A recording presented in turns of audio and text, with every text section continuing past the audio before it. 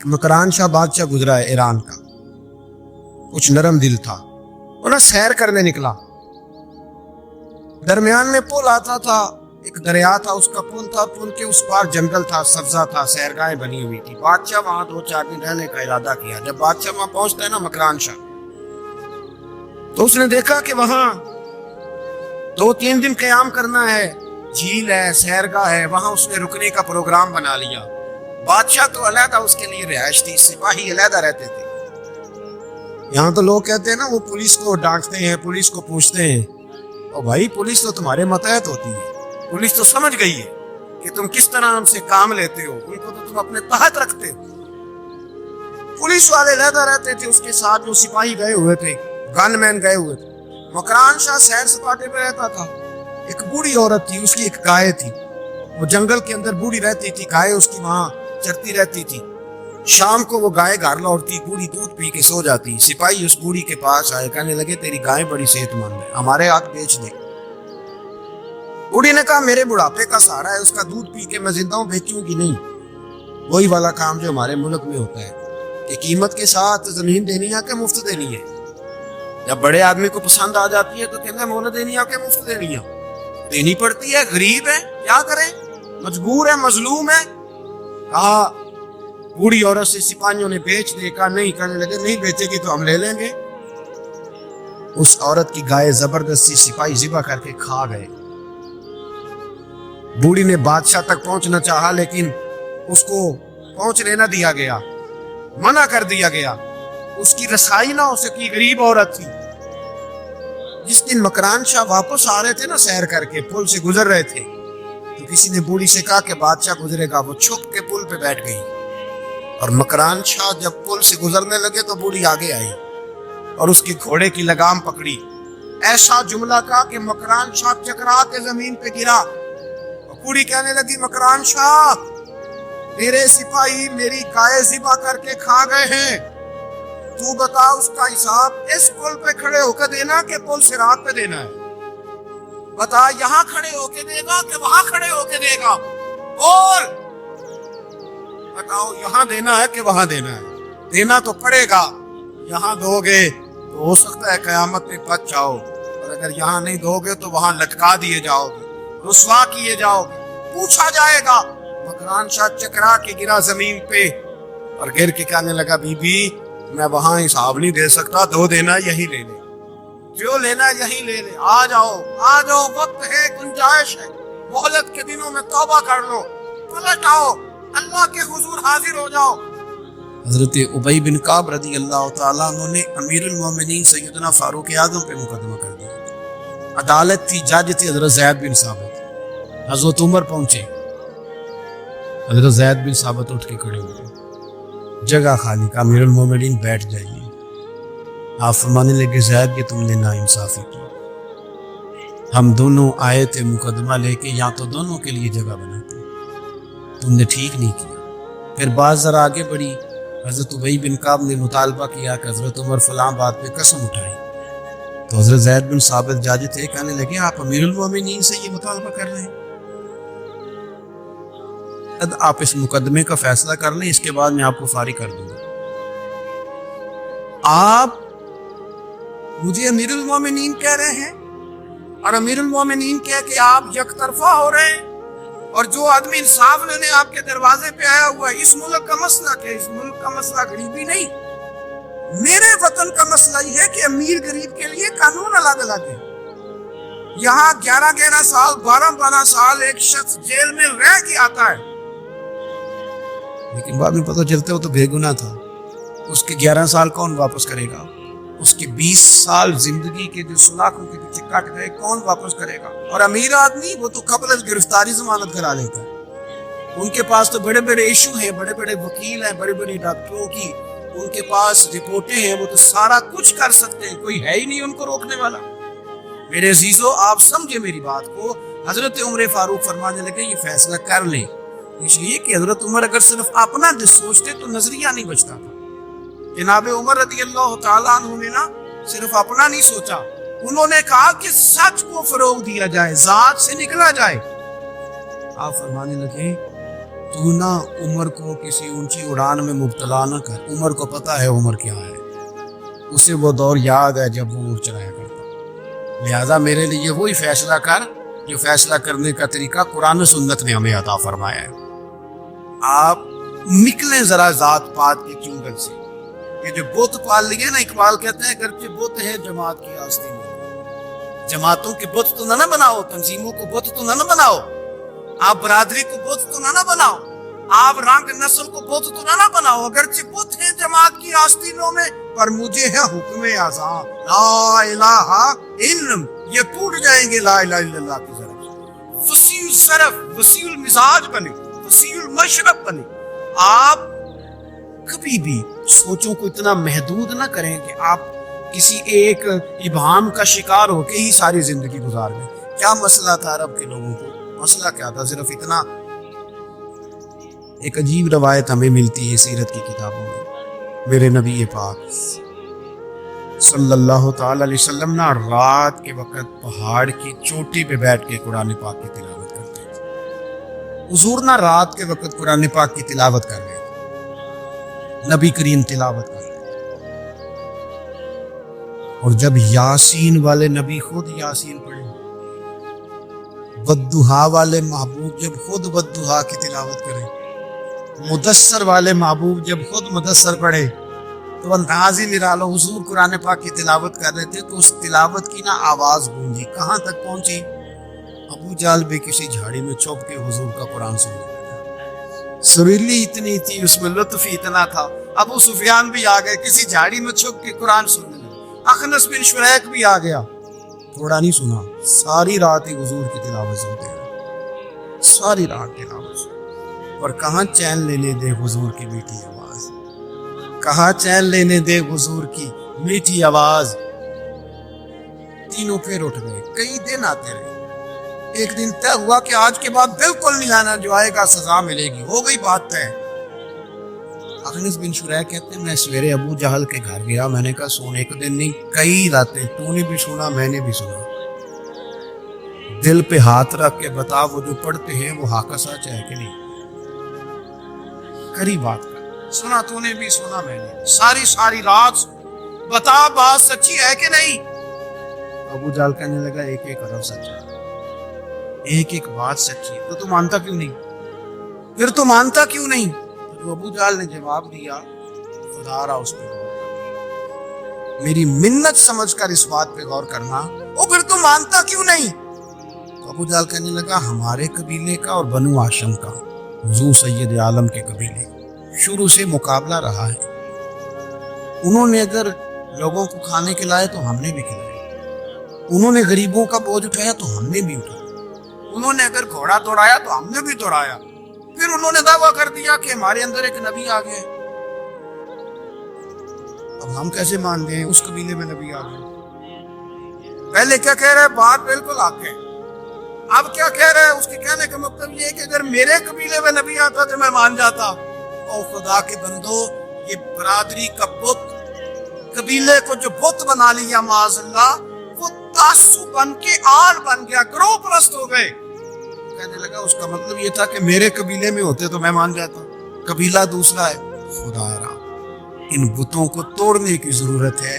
کاش ابو جہل یہ سمجھتا کہ یہ تو رب کی تقسیم ہے نا, واللہ یختص برحمتہ من یشاء. وہ کہتا ہے میں جس کو چاہتا ہوں اپنے فضل سے اپنا خاص بنا لیا کرتا. لیکن یہ گروہی تعصبات, قرآن مجید آپ دیکھیں نا تو یہودیوں کے بارے میں اللہ فرماتے ہیں کیونکہ تورات میں بھی حضور کی شانیں, زبور میں بھی حضور کی شانیں, انجیل میں بھی حضور کی شانیں, ہر جگہ اللہ نے اپنے حبیب کے تذکرے کیے. رب کریم فرماتا ہے محبوب یہ جو یہودی ہے نا, یعرفونہ کما یعرفون ابناءہم. قرآن مجید کے الفاظ پہ غور کیجیے. کہا محبوب یہ آپ کو اس طرح جانتے ہیں, اس طرح پہچانتے ہیں جس طرح کوئی اپنے بیٹے کو پہچانتا ہے. جڑواں بچے ہوں نا, جڑواں شکلیں بھی ایک جیسی ہوں تو اور کوئی پہچانے نہ پہچانے, باپ اور ماں پہچانتے ہیں کہ یہ فلانا ہے, اور یہ ان کو پتہ چلتا ہے. کہا محبوب جس طرح یہ اپنے بچوں کو پہچانتے ہیں نا, اس طرح آپ کو جانتے ہیں. لیکن وہ کہتے پتہ کیا تھے؟ وہ کہتے تھے کہ ہم وہ والی وحی مانیں گے جو ہم پہ آئی ہے. جو بنی اسرائیل کے نبی آئے ان کو مانیں گے. یہ چونکہ حضرت اسماعیل علیہ السلام کی اولاد میں سے ہے رسول رحمت صلی اللہ علیہ وسلم، لہٰذا نہیں مانیں گے. وہ جو گروہی تعصب تھا نا، قبیلے کا تعصب گروہی، وہ لے ڈوبا. وہ تورات پڑھ کے بھی، انجیل پڑھ کے بھی، بلکہ وہ لوگوں کو کہا کرتے تھے رسول آنے والے ہیں، رسول آنے والے ہیں، رسول آنے والے، لیکن حضور آ گئے حضرت ابراہیم کی اولاد میں سے، حضرت اسماعیل کی اولاد میں سے. انہوں نے کہا جی وہ تو ہمارے قبیلے میں ہوتے تو ہم مانتے.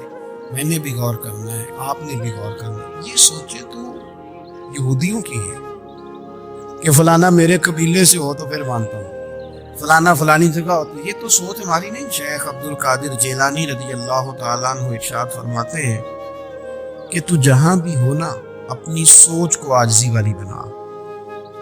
آپ فرماتے ہیں اگر تیری عمر زیادہ ہے اور تیرے سامنے ایک شخص کھڑا ہے جس کی عمر تھوڑی ہے، تو تو اپنے ذہن میں یہ بات بٹھا کہ اس کی عمر تھوڑی ہے تو غلطیاں بھی تو تھوڑی ہیں. اور اگر تیرے سامنے کوئی شخص کھڑا ہے، تیری عمر تھوڑی ہے، اس کی زیادہ ہے، تو پھر یہ ذہن بنا لے کہ اگر اس کی عمر زیادہ ہے تو اس کی نمازیں بھی تو زیادہ ہیں نا، تلاوتیں بھی تو زیادہ ہیں نا، خیرات بھی تو زیادہ ہیں نا، عمر تو زیادہ ہے. اور اگر تو ان پڑھ ہے اور تیرے سامنے عالم کھڑا ہے، تو اس ترتیب سے عاجزی پیدا کر لے کہ وہ چونکہ عالم ہے تو میں تو بہت سارے کام اپنی جہالت کی وجہ سے غلط کر لیتا ہوں، لیکن وہ عالم ہے تو اپنے علم کی بنیاد پر یقیناً وہ مجھ سے زیادہ خیر کٹھی کر رہا ہے. اور اگر تو عالم ہے اور تیرے سامنے جاہل کھڑا ہے تو پھر بھی تو اپنی طبیعت میں عاجزی لا، اور تو یہ ذہن بنا کہ وہ اگر کوئی غلطی کرے گا بھی تو اپنی جہالت کی وجہ سے کرے گا، تو مجھے تو پتہ ہے سارا. ایسا نہ ہو کہ میرا گناہ ڈبل لکھ دیا جائے. اب جہاں ہیں جس ترتیب سے ہیں اس ترتیب سے ہی اپنی طبیعت کے اندر عاجزی لائیں. نبی پاک صلی اللہ تعالی علیہ وسلم نے فرمایا، حضرت عبداللہ ابن مسعود رضی اللہ تعالیٰ عنہ حدیث کے راوی ہیں، حضور نے فرمایا جس کے دل میں رائی کے دانے کے برابر بھی تکبر ہوا وہ شخص جنت میں نہیں جائے گا. تو عرض کی یا رسول اللہ صلی اللہ علیہ وسلم، ایک آدمی اچھا لباس پہنتا ہے، اچھا بن کے رہنا چاہتا ہے، صاف ستھرا بن کے رہنا چاہتا ہے، کیا یہ بھی تکبر ہے؟ سرکار نے فرمایا نہیں، اللہ تو خوبصورت ہے، خوبصورتی کو تو پسند فرماتا ہے.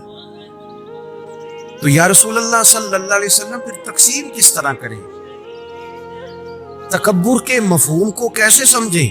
تو دو باتیں نبی پاک علیہ السلام نے ارشاد فرمائی. سارے عنوان کو ان دو باتوں میں سمجھا جا سکتا ہے. محبوب فرمانے لگے تکبر تو یہ ہے کہ بندہ حق قبول نہ کرے اور دوسرے بندوں کو اپنوں سے حقیر سمجھے. اگر تیرا کوئی بھی کمال قبول حق میں رکاوٹ بن گیا تب تو متکبر ہے، اور اگر کسی بھی مقام پر جا کر تو کسی کو حقیر سمجھنے لگ گیا پھر تو متکبر ہے. ورنہ اچھا لباس پہننے سے بندہ متکبر نہیں ہوتا، اچھی گاڑی میں بیٹھنے سے بندہ متکبر نہیں ہوتا، اچھے گھر میں رہنے سے بندہ متکبر ہے. بلکہ حضرت باجید بستامی رحمۃ اللہ علیہ تو یہاں تک فرماتے ہیں کہ میں نے بہت بڑے بڑے مکانوں میں درویش بستے دیکھے اور میں نے بڑے بڑے جبوں کے اندر تکبر کو ملاحظہ کیا، غرور دیکھا میں نے وہاں. عزیز دوستو، اپنے ذہنی سطح اس طرح کی بنائی جائے کہ مزاجوں میں ٹھہراؤ رہے، طبیعتوں میں. ہمیں نا دو تین چیزیں بڑا پریشان کرتی ہیں. بعض لوگ ایسے ہیں جو کسی بڑی برادری میں جس کو وہ بڑا سمجھتے ہیں، باقی تو اللہ کو پتہ ہے نا بڑا کون ہے. کسی بڑے قبیلے میں جس کو دنیا میں بڑا گردانا جاتا ہے، اس میں اگر وہ کہتے امام اعظم ابو حنیفہ رحمۃ اللہ علیہ گزر رہے تھے، بارش ہو گئی تھی اور کوفہ میں کیچڑ تھا، تو آپ نے جو جوتے پہنے ہوئے تھے ان جوتوں سے چلتے ہوئے نا آپ کے پاؤں سے کچھ مٹی اڑی، تو سامنے ایک یہودی تھا.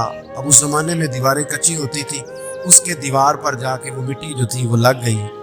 اب امام صاحب بڑے پریشان ہوئے کہ میں نے اس کی دیوار کو آلودہ کر دی. یہاں تو لوگ اپنے اینٹیں رکھتے رکھتے کئیوں کی دیواریں توڑ ہی دیتے ہیں، اور پھر وہ اس پر ماننے کو بھی تیار نہیں ہوتے، تسلیم کرنے کو بھی تیار نہیں ہوتے.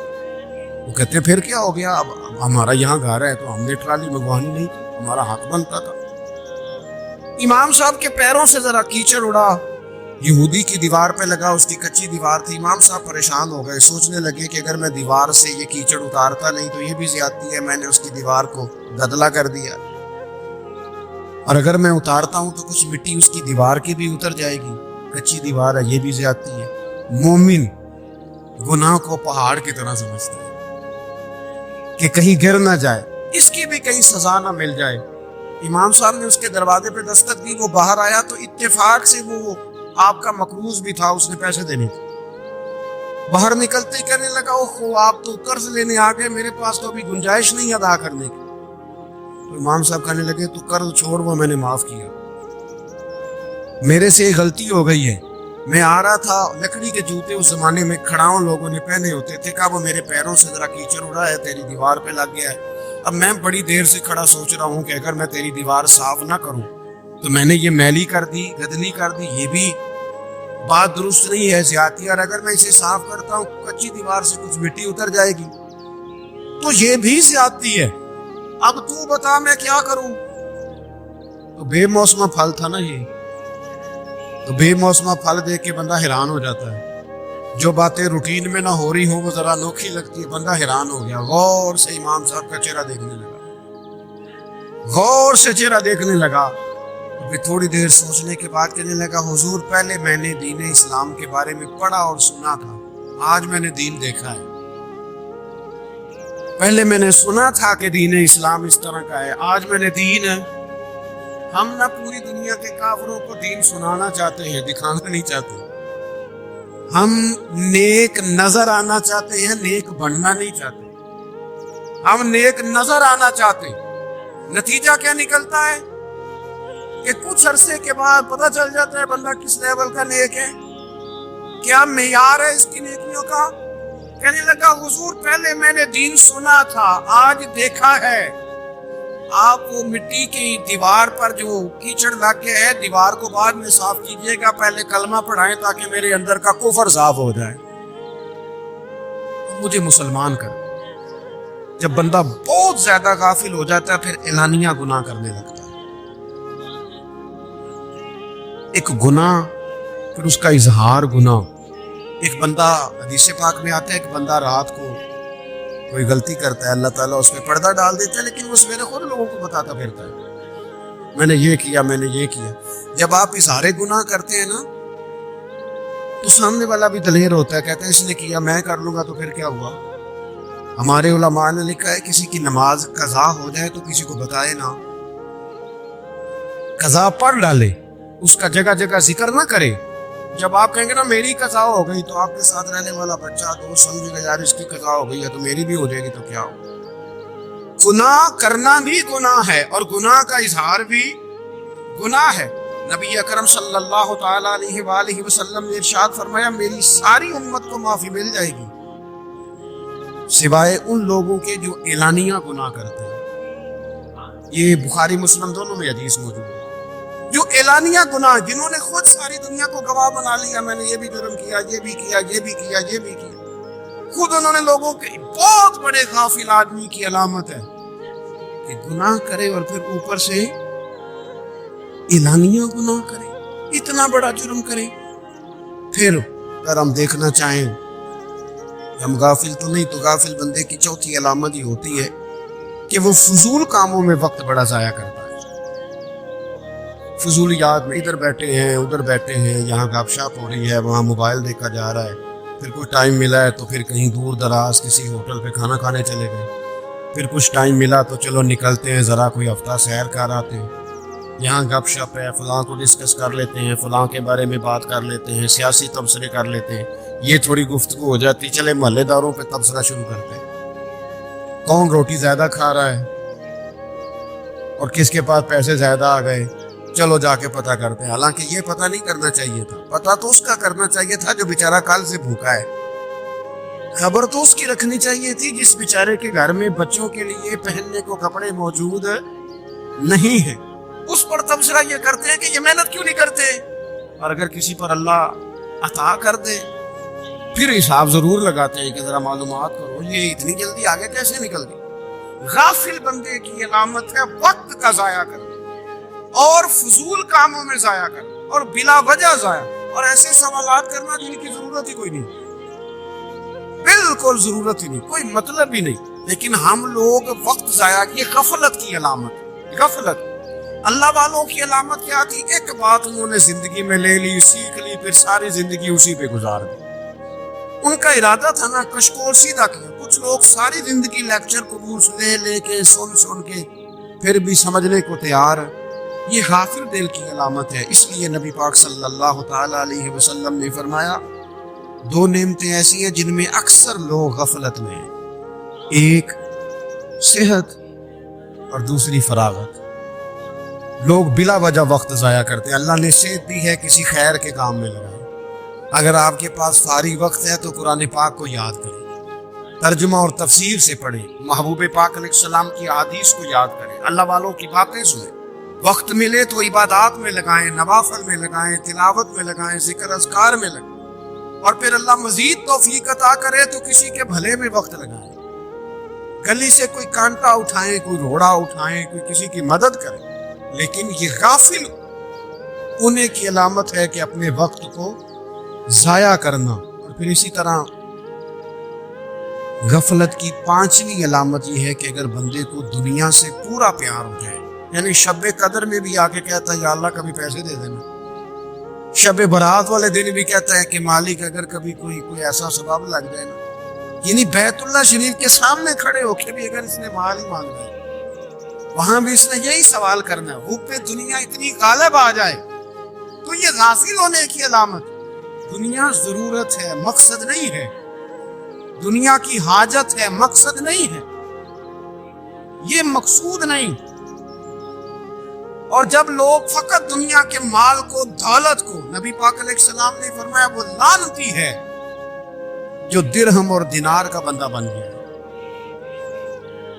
پیسوں کا بندہ بن گیا، مل جائے تو خوش ہوتا ہے، نہ ملے تو تکلیف میں آ جاتا ہے۔ یہ غافل بندے کی علامت۔ مومن تو وہ ہوتا ہے کہ دولت رزق حلال ضرور کماتا ہے تاکہ کسی کے آگے ہاتھ نہ پھیلانا پڑے، کوشش ضرور کرتا ہے، پر دنیا کو جیب میں جگہ دیتا ہے، دل میں نہیں دیتا۔ اس کی جگہ جہاں ہے اسے وہاں رکھتا ہے، اسے دل میں جگہ، دل تو ایک ہے، اس میں رب اور رسول کو بسائیں گے یا کسی اور کو بسائیں گے؟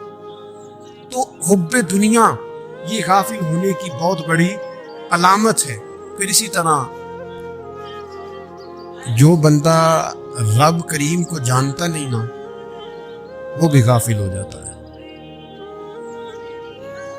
ایک تو جو یہ نہیں نہ جانتا کہ رب کریم سزا دے گا، مجھے دیکھ رہا ہے، اسے نہ اونگ آتی ہے نہ نیند آتی ہے، جو اس کی معرفت نہیں رکھتا کہ میرا رب ہر وقت مجھے دیکھ رہا ہے، وہ بھی غافل ہو جاتا ہے۔ جسے پتہ ہونا کو مجھے دیکھ رہا ہے وہ غافل نہیں ہوتا۔ اور جو یہ سمجھ لیتا ہے نا کہ شاید معاذ اللہ سبحانہ، اس یقین کو پکا نہیں کرتا، وہ غافل ہو جاتا ہے۔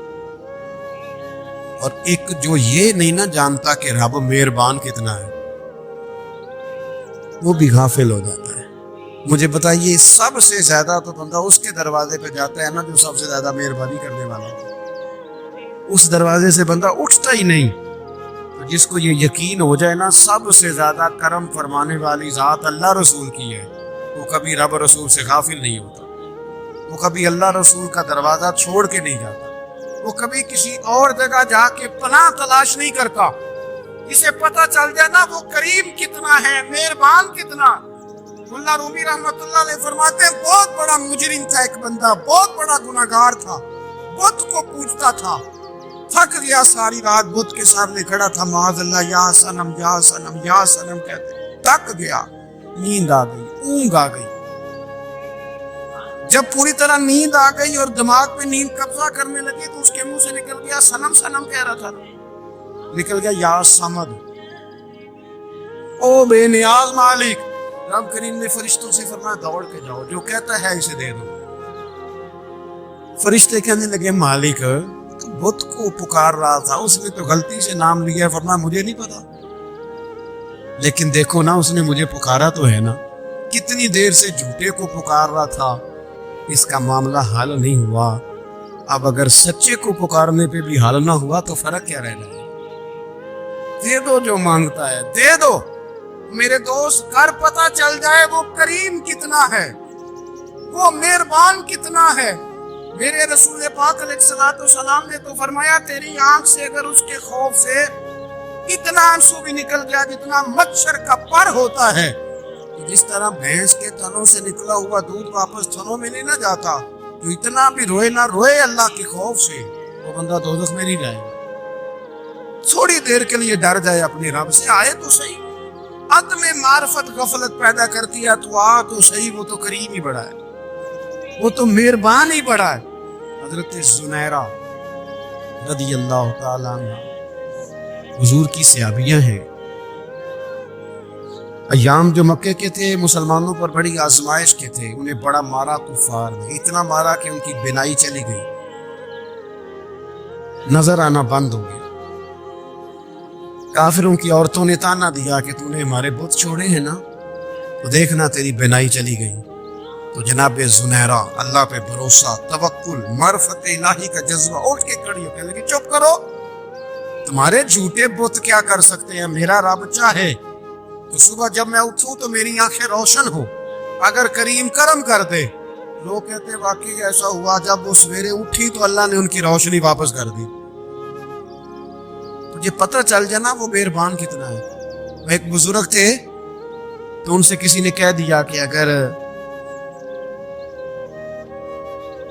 آپ کا حساب آپ کے ماں باپ کے ذمہ ہو جائے تو پھر کیسا، پوچھنے کے لیے قیامت میں اگر ماں باپ حساب لے تو پھر کیسا.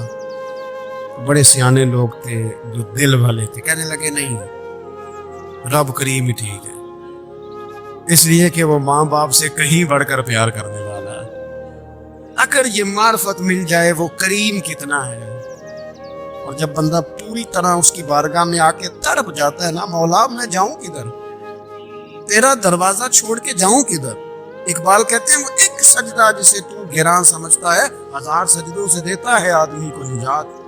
تجھے جگہ جگہ جھکنا نہیں پڑے گا اگر تو صحیح معنوں میں اپنے رب کی بارگاہ میں جھک جائے. تو میرے عزیز کوشش کریں کہ اس کی معرفت، اس کا کرم، اس کی عطا اور اللہ تبارک و تعالیٰ کے حاضر و ناظر ہونے پر عین یقین، عقل یقین حاصل کریں. اور پھر کہ غافل لوگوں کی صحبت بھی بندے کو غافل کر دیتی. غافلوں کی صحبت میں نہ بیٹھے، ان کی صحبت میں بیٹھے، ان کے پاس بیٹھنے سے دل میں رب رسول کی محبت پیدا ہوتی. غافلوں سے بچے، چنگیاں دے لڑ لگی ساں تے چولی چ پھول پئے، جدوں میں پیڑیاں دی سنگ رل گئی تے میرے اگلے بھی ڈول گئے. برے آدمی کی صحبت بندے کو غافل کر دے. غافلوں کی صحبت میں کبھی نہ بیٹھے، کبھی نہیں. غافل آدمی آپ کو غافل کر دے گا. میرے نبی پاک علیہ الصلوۃ والسلام نے فرمایا انسان اپنے دوست کے مذہب پر ہوتا ہے. یہ بہت بڑے لفظ ہیں. فرمایا المرء علی دین خلیلہ، انسان اپنے دوست کے مذہب پر ہوتا ہے. تو دیکھ تو نے دوست کس کو بنایا، جو تیرے دوست کا مذہب ہوگا وہی تیرا ہو جائے گا. ہم نے دوست بنایا نا غوث پاک جیلانی کو، ہم نے یاری لگائی ہے نا داتا علی اجمیری سے، ہماری نسبت ہے نا معین الدین اجمیری سے، ہمارا تعلق ہے نا بہاؤالدین زکریا ملتانی سے، ہمارا رشتہ ہے نا حضرت مجدد الفسانی سے، ہم ماننے والے ہیں نا اعلیٰ حضرت بریلوی کے، ہمارا تعلق ہے کبھی جماعت علی سے کبھی مہر علی سے. ہمارا ان سے تعلق ہے تو صبح شام ہماری زبان پہ رہتا ہے بالغ العلا بکمالہ، کشفت دجا بجمالہ، حسنت جمیع خصالہ، صلوا علیہ وآلہ.